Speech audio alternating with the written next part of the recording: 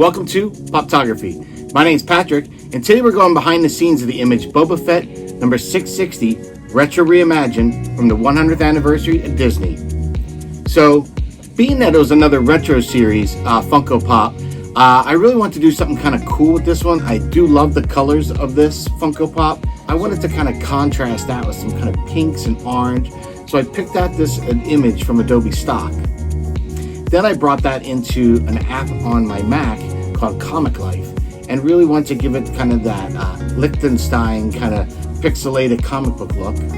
Once I kind of had that as my desired backdrop, I actually threw that into my virtual volume, and more or less I knew I was going to replace that anyway later in post, but I wanted to at least kind of get the lighting and kind of see when I lit it up if I can match that lighting and kind of sell the situation lighting in the backdrop as well.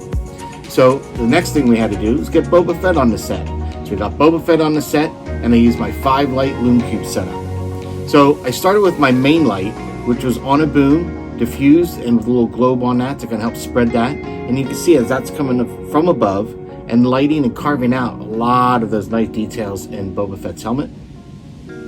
My second light was diffused on a fill and more of a direct fill with a globe softening, but it's coming from low to high, kind of adding that because I want that effect of he's blasting off from something.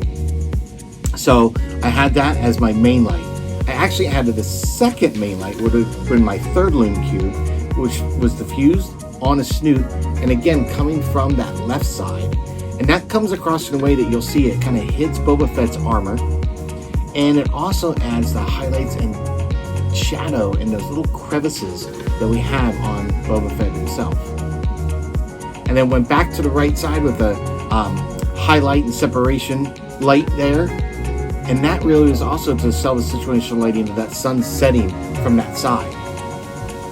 And then for my fifth and final Lume Cube, I added a fill and separation light from that same kind of angle on the opposite side. And that was just cut off just a little bit, just to give a little more fill to that part of Fett's helmet in here, and some separation light on his side.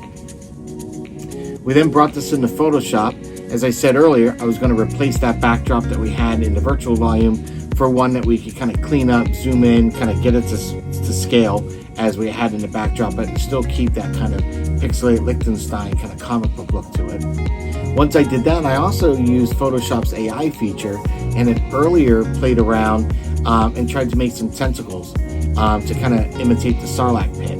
After a couple different attempts, I got one really good one that I liked, so I recreated that in a couple different ways and added that in there.